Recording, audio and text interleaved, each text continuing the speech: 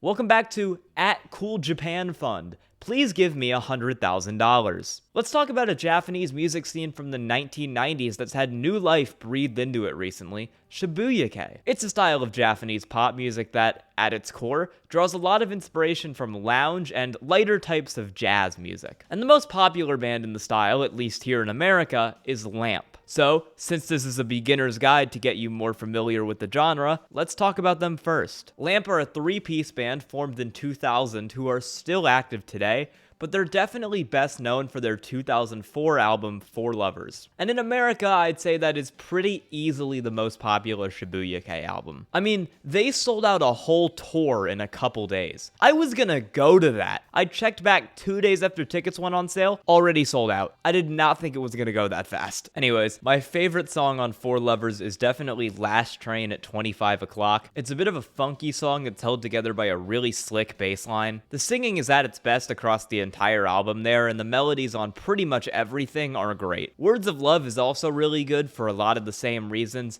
It's really catchy and has some great drumming as well. But while For Lovers is easily their most popular album for some reason, there's great stuff that's not on that one. Like on their album Komorebi Dori Nite, which came out a year later, and hot take, is better than For Lovers. Some of the tracks on that one feel more city pop inspired, which is something I'm always down for. Take Kimi wo Matsu Aida ni, my favorite song on the album, which opts to raise the bass a lot in the mix and put some emphasis on its gentle grooves. The drums and the bass really make that song, which is not too common of a thing in pop music like that. Konya mo Kimi ni Telephone Call, the opener, is also great. It's funky and similar to something that would have been on a recent Kirinji album if you're familiar with them. It's their kind of like synth funk city pop. It sets a really good tone for the rest of the album. Now, Lamp is easily the most popular band in the niche these days, but there's a lot of really cool stuff in the genre. So let's hop over to a group that's been around even longer than Lamp has, Capsule. Capsule's moved through a lot of different sounds over the years. More recently, they've been doing retro synth pop stuff and also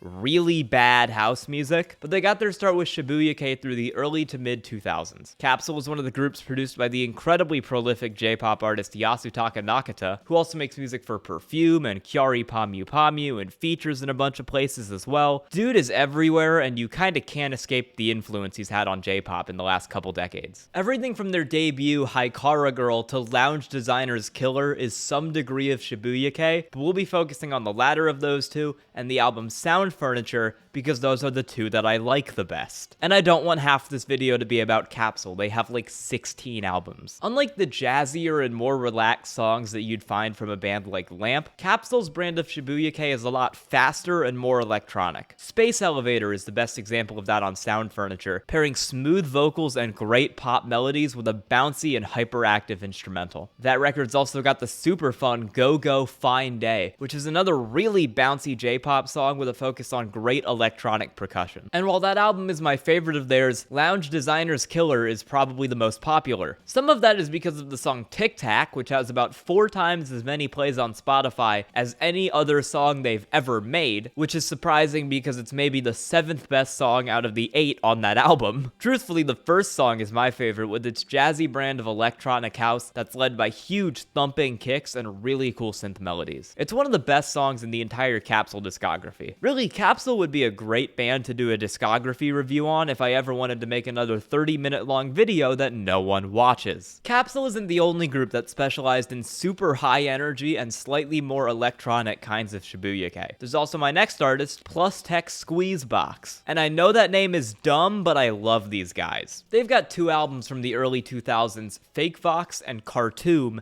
and they are both incredible. Like, Cartoon especially is one of my favorite Japanese albums regardless of genre. It is so much fun. We'll start with Fake Vox though, because it's easier if I go in chronological order, and this album is still really good. You've got tracks like Rocket Coaster on this thing, which is a rock-oriented Shibuya-kei blast of fun. It's one of the simpler songs here, but it's done really well, and it's also one of those evergreen songs that never gets old. Sneaker Song is another song with rock tinges, and I actually like it better than Rocket Coaster. It's less popular, but it's got some great songwriting and hype melodies. But if you want to stray away from Shibuya-kei a bit, there is some crazy stuff on this album. Test Room, for instance, is about as close as you could get to a modern-day glitch pop song in the year 2000. This song would sound fresh today, and it's wild that it came out almost 25 years ago now. There's also Star, which has touches of the genre, but is primarily a really good electro dance pop song. This album is just generally cool as hell. And Khartoum is even cooler. It's 13 tracks and 28 minutes of what I can only really describe as Adderall in music form. Again, you've got more traditional Shibuya-kei cuts like The Martin Show here, which is a funk and soul inspired track that is also the best track on the album. It's got one of the more relaxed instrumentals on the album, which means it's merely going fast instead of going 200 miles an hour. And there's some nice horns and really fun bass lines that make it a perfect pop song. But just like Fake Fox, the bits of the album that work Shibuya-kei sounds into other genres are just as great. Fiddle DD switches from glitchy rap to J-rock to lounge pop music, all in under a minute and a half. Rival is trying to blend the upbeat horns and sweet vocals of the genre into a breakbeat song for some reason. And Donut Town's map throws the glitz and upbeat melodies of the genre into a constantly shifting song that's landing on different sounds every 20 seconds or so and still nailing all of them. This album rules, and if it wasn't for the end of the album being a little weak by comparison, it'd be one of my favorite albums ever. Like, the peaks of this album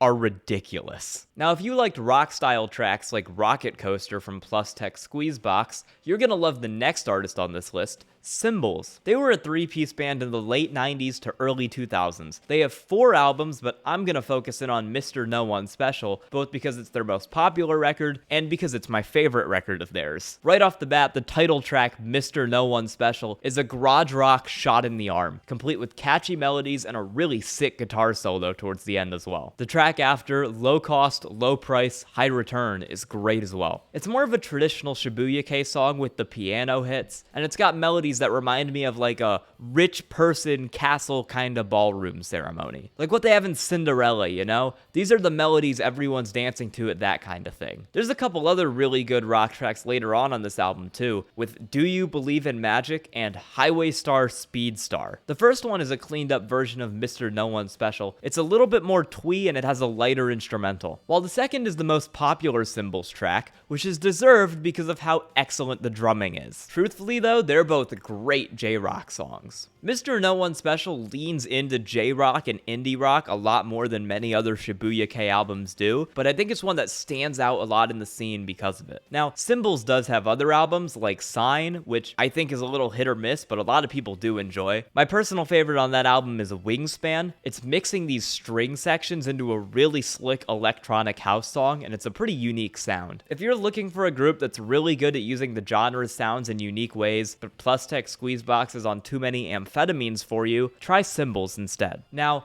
typically I like to highlight about 15 or so songs in these videos, so I'm not overloading you with just like, check this out, now check this out, now check this thing out. And I realized I am already at 20 because of how much I love Plustek Squeezebox. So I'll leave you with 2 of my favorite songs in the entire genre from 2 groups that I haven't talked about yet. First one, Tokyo wa Yoru no Shichiji by Pizzicato Five, who I think were Pizzicato 3 by the time this song came out, but oh well. These dudes were at the forefront of the Shibuya-kei style, and they were kind of the biggest progenitors of the genre. And for a weird 90s J-pop band, they got a decent bit of popularity in the West. They had a lot of records released over here, and they also have an English Wikipedia page that's longer than 2 paragraphs, which is a big milestone. This is the oldest song I'm talking about on this list, from 1993, but it's similar to some of those Capsule songs I talked about. It's mixing in some light funk into a really good electronic house song. The real selling point, though, is the awesome hook. It's one of the catchiest things I've ever heard, and it's rare that a single vocal line can just straight up make a song like this one does. It's one of those where you listen to it once and it just gets stuck in your head forever. It's awesome. Now, last song I want to talk about in this video, Delicious by the band Tweedees. Tweedees are a duo who was formed in 2015, so they're a much newer band than any many others on this list. Delicious is the first song on their 2018 album with the same name, and it's one that does a really good job of updating the Shibuya-kei sound to fit more modern J-pop styles. When you turn on this song, the first thing you may notice is that it sounds quite similar to some of the Cymbals songs I mentioned earlier, and that's because the group's main instrumentalist, Reiji Oki, was in Cymbals. This retains a lot of the rock styles from that group, but it includes bright synth hits, great melodies, and an almost shoegazy bit of guitar work going on in the background of a lot of it. It's another song that's really catchy and is a ton of infectious fun.